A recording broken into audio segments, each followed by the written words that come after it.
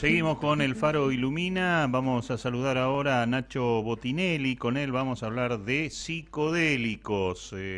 Nacho, Luis Luján, Martín Coliboro y Alexis Togel saludan. ¿Qué tal? Buen día. Hola, buen día, ¿cómo están? Mm, ¿Todo bien? Todo bien, todo bárbaro. Vamos a empezar, ¿no? ¿Qué son los psicodélicos? ¿De qué Vamos por el vamos? comienzo. Claro, ¿qué es psicodélico? Bueno, a ver, es una palabra básicamente que define por ahí una categoría de sustancias que generan efectos psicoactivos, ¿no? Digamos, varios efectos en el cuerpo, pero principalmente efectos en la mente, ¿no? En la conciencia. Ujú. Y que alteran estos estados de conciencia. Antiguamente se decía que bueno, había mucho estigma sobre estas sustancias o los efectos que generaban, y ahora la ciencia en los últimos años viene resurgiendo, investigando más todas las propiedades Ah. que tienen que ver con cuestiones para salud mental y poder trabajar sobre ciertas enfermedades de salud mental que son muy similares a, por ejemplo, lo que hacen los antidepresivos, ¿no?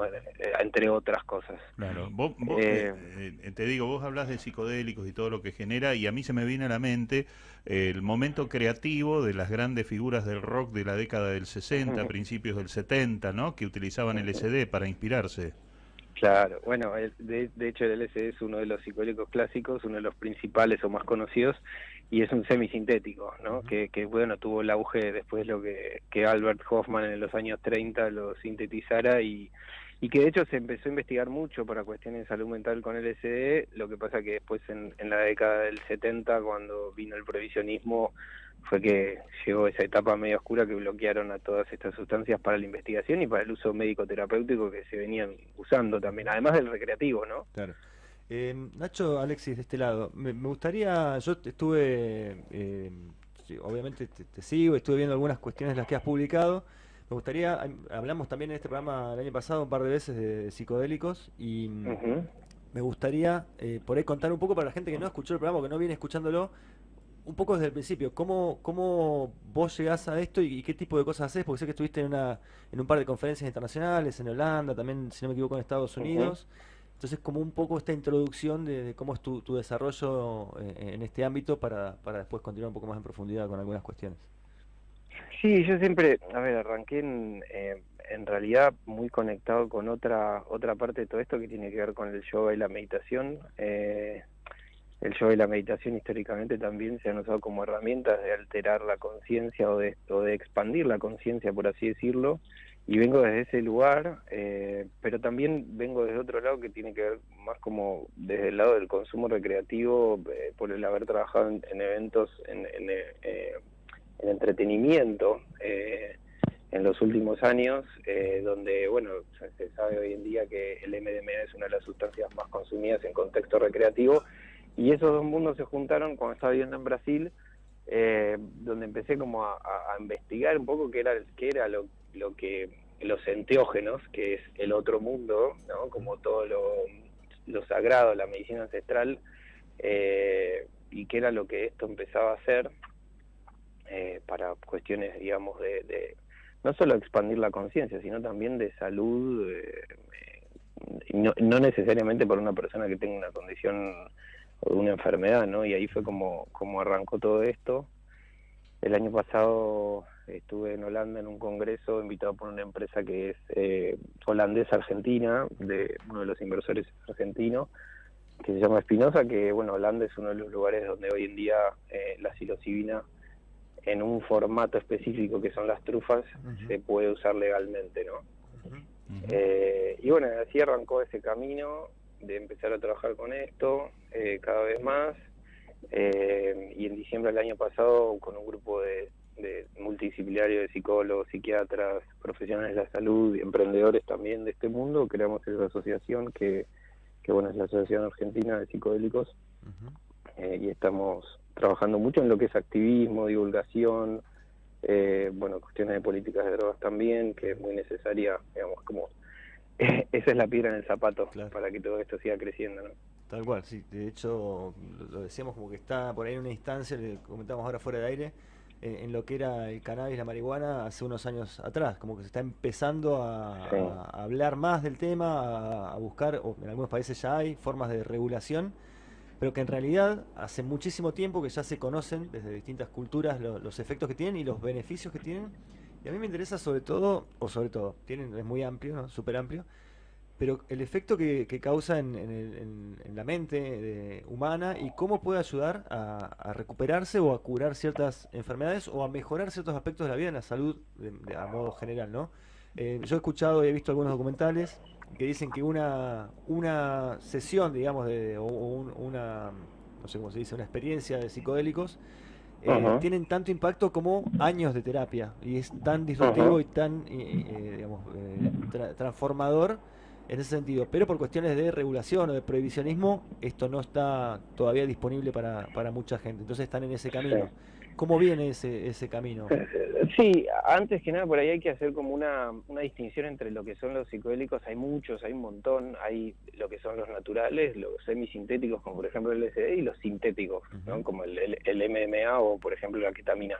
ujú, Eh, de todos estos hay un abanico gigante y muchos son legales en muchos países. ujú, Por ejemplo, la ketamina es legal en un montón de países del mundo, incluso en Argentina, o sea, tienen regulaciones para su uso, pero se pueden usar. ujú. Eh, y otros no, como el caso del MDMA, que hoy en día quizás es el más estigmatizado por su consumo recreativo. Pero Que, dentro de perdón, todos que estos, el MDMA tiene otro nombre, digamos, sí, ese famoso éxtasis, éxtasis, ¿no? claro, Éxtasis en realidad es el nombre ujú, callejero en formato de pastillas por ahí. claro. Eh, entonces, los efectos en realidad terapéuticos de por lo menos lo que se viene investigando de los psicodélicos clásicos, los clásicos son la psilocibina, que son los hongos, el ayahuasca, Ujú, el LSD y la mescalina.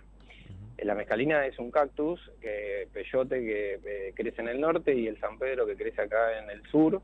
En ujú, el norte de la Argentina hay San Pedro también, y que tiene la mescalina como principio activo, así como el hongo tiene psilocibina, ¿no? ujú, Los clásicos, lo que viene estudiando la ciencia últimamente es que en realidad se hablaba antes de neuroplasticidad y ahora se empieza a hablar de un concepto nuevo que es metaplasticidad, es como la capacidad que nos dan de abrir periodos en el cerebro, se llaman periodos de ventana, que lo que hacen es, nos dan la posibilidad de aprender nuevas cosas.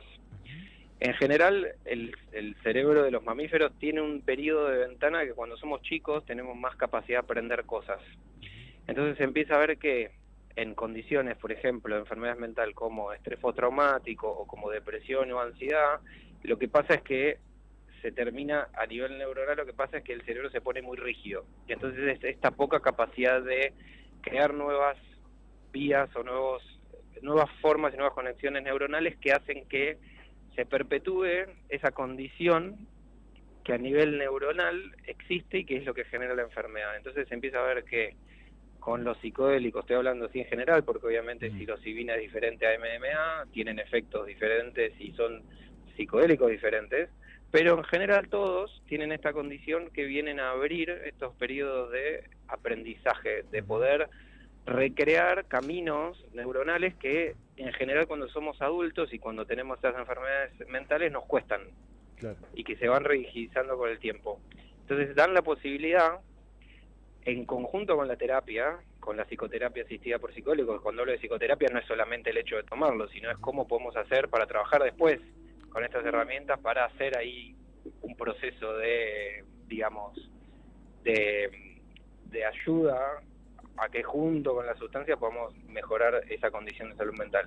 Y eso es lo que se viene descubriendo, que nos generan esta...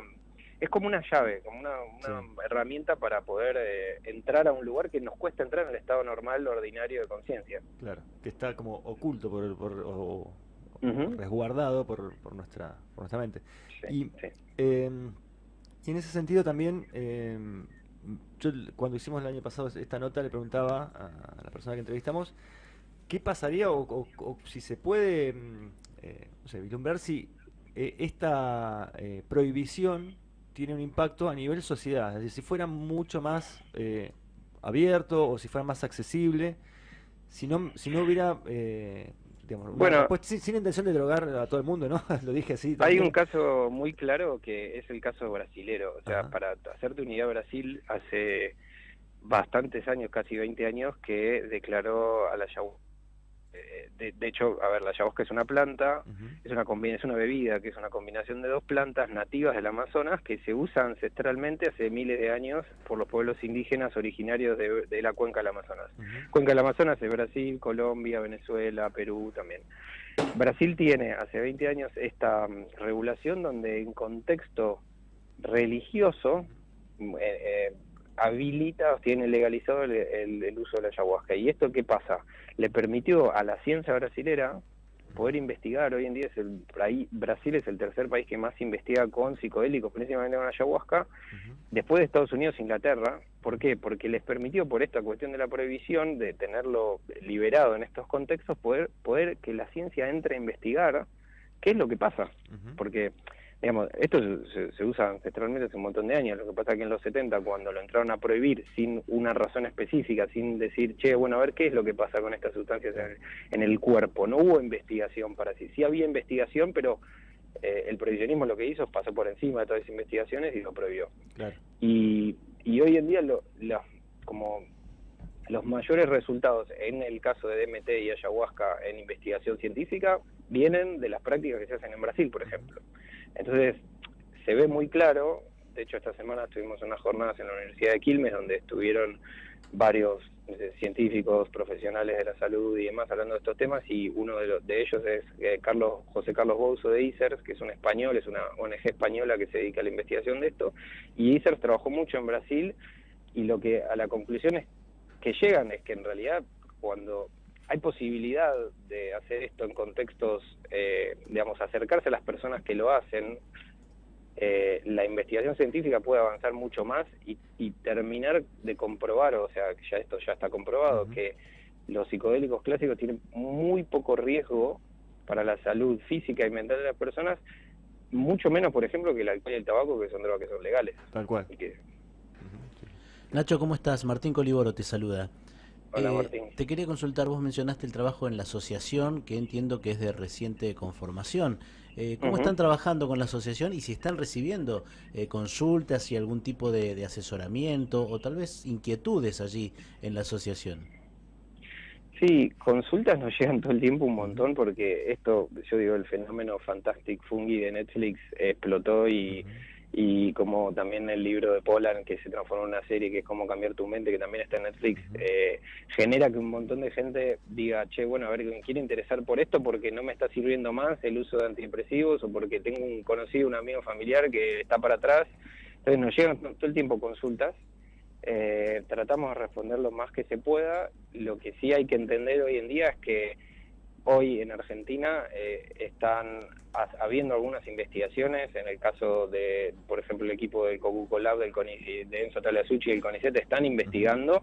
Hoy hay investigaciones locales, pero el uso todavía, digamos, desde el lado de la medicina tradicional occidental no se puede hacer. Entonces, nosotros estamos en una fase de, primero, organización interna de nuestro trabajo como asociación, porque somos varias personas y muchos colaboradores voluntarios.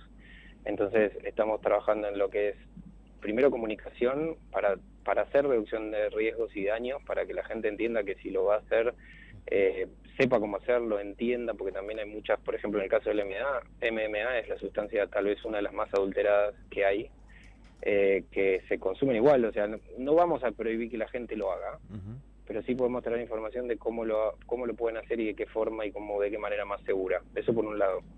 Después, en la parte de educación, porque sí hay muchos terapeutas o profesionales de la salud que se quieren formar, y ahí estamos trabajando en una línea de educación para poder traer formación sobre estos temas. Ya hay formación a nivel global. De hecho, Brasil, por ejemplo, tiene un instituto que se llama Instituto Faneros, que se dedica a hacer formación de profesionales para trabajar con esto. Y Argentina se quedó atrás porque tenemos una ley de estupefacientes que bloquea muchas cosas. Y después todo lo que tiene que ver con activismo, ¿no? Básicamente. Nosotros, así como lo mencionaba en un momento, el movimiento canábico en realidad empezó a crecer y surgió por el activismo, por un montón de personas que se lo están pidiendo, ¿no? Lo están reclamando. Acá, bueno, el caso del aceite de cannabis es un caso muy claro de cómo el activismo a través de organizaciones civiles impulsó después lo que hoy en día, por ejemplo, es ReproCan. Sí, sí, tal cual. Y agrego algo más relacionado a esto. Vos mencionabas el alcohol y el tabaco, pero también dos cosas. Uno, que tiene muchísimo menos riesgo que otros medicamentos legales, como los ansiolíticos y los antidepresivos. Tienen menos, también, no sé si dice posibilidades, pero menos condiciones de adicción, de generar adicción. Son antiadictivos, tanto el cannabis como los psicodélicos, digo, de manera general, no habrá diferencias, pero hay otras cosas legales, que como mencionaste vos también, el alcohol, que genera con dosis no mucho más altas de las habituales, posibilidades de coma etílico y muerte, y esto no, pero sin embargo sigue estando prohibido por las leyes. Y entiendo que las asociaciones que buscan, que hacen activismo, digamos, se enfocan en esto también, ¿no? Que no tiene tanto sentido que esté, sí que esté regulado, pero no que esté prohibido, porque hay otras drogas o otras sustancias de consumo más o menos accesible que son mucho más peligrosas y que tienen una dosis mortal muy cercana a la habitual. Sí, bueno, mira, el tema es muy polémico y es complejo porque ¿qué pasó? En el año 70-71 la mayoría de los psicodélicos clásicos, por la ley, digamos, un convenio que en realidad Estados Unidos fue el que impulsó con Reagan, en Ronald Reagan, todo esto del prohibicionismo, y después en el año 71 con una convención en Viena que se hizo de las Naciones Unidas, bloquearon todo un montón de sustancias a nivel mundial y todos los países adoptaron. ¿Qué es lo que pasó? Es que ningún país se puso a analizar y decir, che, a ver, psilocibina, realmente, ¿cuál es el riesgo? Y en el año 2004 hay un estudio muy interesante del equipo del Imperial College que lideró David Nutt en Inglaterra, que David Nutt es un científico muy reconocido también en el mundo del cannabis, que asesoró al gobierno de Inglaterra, y hicieron una lista donde terminaron haciendo como una grilla o una balanza donde dicen, bueno, a ver, ¿cuáles son las drogas más peligrosas para el ser humano, para uno mismo y para el contexto, ¿no? Y sí, o sea, es muy loco porque ves la lista y vos decís, la más peligrosa de todas, la que más daño hace al ser humano, a uno mismo y al contexto, es el alcohol. Lejos. Y la que menos daño hace de toda esa lista, o sea, la más inocua, es la psilocibina, los hongos. Después viene el LSD, después entra ahí, hay otras más, entra el MDMA, viene el cannabis, y el tabaco es mucho peor. Digamos, hoy en día se mueren en Argentina 180 personas por día de consumo por consumo de tabaco. Entonces, lo que no pasó fue que los gobiernos o, digamos, los entes regulatorios se pusieron de verdad a fondo a ver y decir, che, bueno, a ver, ¿qué está pasando? ¿Qué dice la ciencia con estas sustancias? ¿Por qué están prohibidas?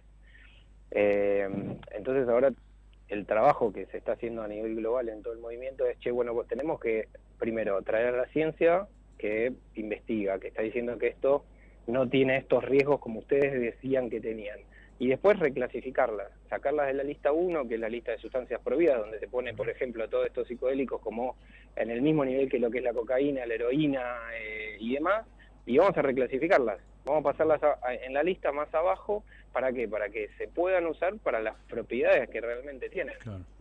Sí, bueno, yo estuve leyendo y hay psicodélicos, hay pruebas que están haciendo en una universidad de Estados Unidos, creo que Oregon me parece, para combatir el alcoholismo. Que las drogas psicodélicas, no sé si es droga, es la palabra justa, que lo están utilizando y reduce la adicción al alcoholismo. Totalmente. Sí, hay varias investigaciones sobre alcoholismo muy interesantes. Después hay por ejemplo, otro psicodélico que no es de los clásicos, pero que es natural, que se llama ibogaína, que es una planta que viene de África, que se está trabajando mucho en la investigación para el consumo de opiáceos, ¿no? Opiáceos, heroína, fentanilo, metadona. Es muy interesante el trabajo y los resultados que tiene. Claro. Nacho, yo digo, yo lo escucho a él y me acuerdo de una vieja película de Estados Alterados, ¿no? Con John Hart, que hablaba precisamente de una experiencia. Él era un neurólogo reconocido y quería experimentar con las drogas psicodélicas y se fue a un pueblo indígena de México y ahí atravesó toda una historia, un proceso que le voló la cabeza, ¿no? Bueno, todo. Sí, yo iba a querer ir un poquito de eso. Bueno, la verdad que se nos acaba el tiempo y tenemos que cerrar porque es súper interesante. A mí particularmente me interesa mucho. además, pero me gustaría retomar lo que dijiste al principio, un poco para explicar cómo funciona el proceso en esto de el tratamiento de determinadas enfermedades puntuales o situaciones puntuales, porque hay una concepción que me parece que está bueno aclararla, que es que la mayoría de las enfermedades que tenemos son autoprovocadas, ¿no? O sea, por la mente, por determinados motivos, por cuestiones de la infancia, inclusive hasta generacionales, genera determinadas problemáticas en el organismo. Y esto tiene un proceso que permite acceder a esas, entiendo, a esas situaciones, y de ahí trabajarlas y acompañadas con terapia, como decías, y resolver el problema. ¿Cómo funciona esto? Sí, el tema también es complejo porque hay diferentes abordajes. Un abordaje es el de la medicina occidental, la medicina que conocemos como digamos, como ciencia, como investigación que tiene menos no sé, de 500 años, por así decirlo, no sé la fecha exacta, y otro es el abordaje de la medicina tradicional nativa, ancestral, que existe hace milenios en todos los pueblos, y que ahí entra, por ejemplo, el chamanismo, ¿no? El chamanismo como una figura, o el chamán como una figura que era el curandero, era además como si fuera un asesor o un psicólogo, y al mismo tiempo era un artista. Entonces, los abordajes son diferentes. Lo interesante que está pasando con los psicodélicos es que como gran parte de ellos vienen desde estas culturas, entonces se está empezando a entender cómo ese abordaje para tratar salud mental sirve, o cómo se hace, o cómo funciona. De hecho, en las culturas nativas no existe con cuestiones de salud mental o con psicodélicos, digamos. La medicina tradicional que conocemos está haciendo agua en un montón de cosas, es muy buena para otras, es muy buena para tratar cosas muy puntuales y urgencias, pero se viene viendo que no es tan buena para trabajar cosas que implican algo más allá, que a veces no lo entendemos, y que es la mente, y no es solo el cuerpo físico, ¿no? Claro. Entonces, ahí es donde los psicodélicos entran, y los abordajes de cómo trabajarlos. Bueno, hay una corriente muy interesante que mezcla y une un poco todo esto, que es la psicoterapia transpersonal, ¿no? Que se creó en California en los años 50 con Stanislav Grof. Stanislav Grof fue uno de los primeros que empezó a hacer terapia con LSD, y trae mucho todo esto de lo ancestral y lo combina con la psicoterapia contemporánea. Es muy interesante. Está, yo creo que en una etapa como resurgiendo nueva, porque a raíz de que todo esto se está despenalizando, se está empezando a hablar de todo esto, la ciencia está empezando a investigar, esto está potenciando de nuevo todos los estudios y todas las prácticas para ver cuál es la mejor manera de utilizarlo. Claro. Nacho, bueno, re interesante, como decía Alexis, un tema para hablar largo y tendido, pero bueno, creemos que estamos dando a conocer algunos detalles, algunos avances que se están dando a nivel internacional con esta cuestión, y el trabajo bueno que haces vos tratando de difundir y concientizar sobre esta cuestión. Te agradecemos mucho los minutos. Para seguirlo en las redes nomás, Nacho Botinelli, y bueno, también pueden encontrar la Asociación Argentina de Psicodélicos. Ajá. Sí, perdón, Nacho. Psicodear. Muchas gracias a ustedes por el espacio y la divulgación. Un abrazo. Gracias.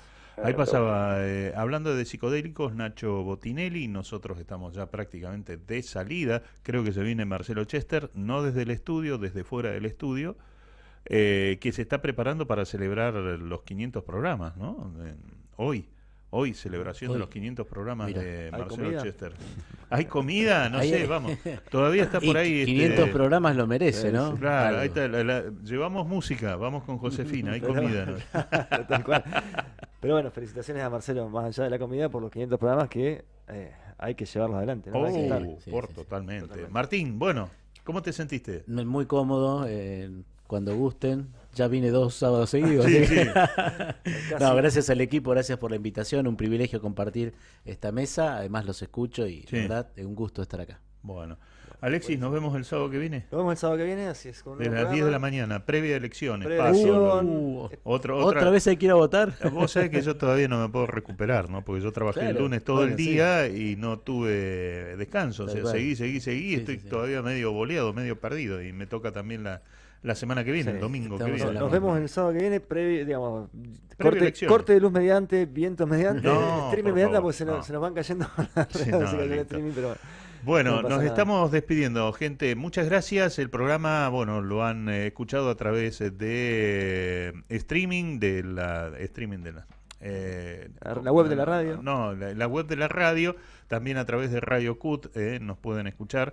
Y la otra cuestión tiene que ver con nuestro canal de YouTube, ¿no? El Faro Ilumina, y que también, bueno, hoy empezamos a salir a través del canal de Facebook de Streaming Comodoro, también que está replicando la señal.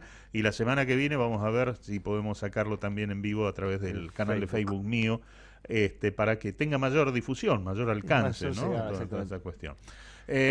Muchas gracias a la producción, saludo a Vicky Cunningham, espero que la haya pasado bien, que lo haya disfrutado y que nos diga cuando venga si es Luismi.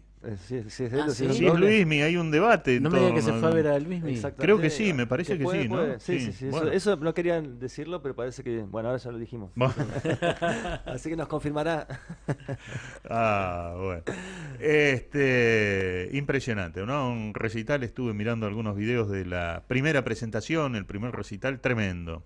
Volvió como nunca, se ve que dejó todo lo que le hacía mal, y volvió precisamente Y limpio. aparte de esos recitales, más allá de la figura que sea, son un show increíble Sí, por sí. la producción que tienen, ¿no? Exacto, Por el sí. espectáculo en sí. Claro, Una y después producción de integral, claro. claro, y después de la miniserie no había vuelto, o sea, hacía 4 años, entonces estaba todo muy, muy latente.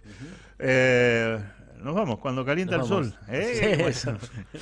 Gente, que lo pasen lindo el sábado que viene desde las 10 de la mañana. Gracias a todo el equipo, a todos los que participan en elaborar este programa El Faro Ilumina. Y también les agradecemos a ellos porque no sería posible estar. Don José Hogar, Tecnotrol Mágico y APG del Viento, Mantra Digital, ¿De qué va? Full Brain, Ente Comodoro Turismo, Streaming Comodoro, Municipalidad de Comodoro Rivadavia y Colegio de Arquitectos de la provincia del Chubut. A todos ustedes, muchas gracias. Y amigos, amigas, nos reencontramos el sábado que viene desde las 10. Gracias.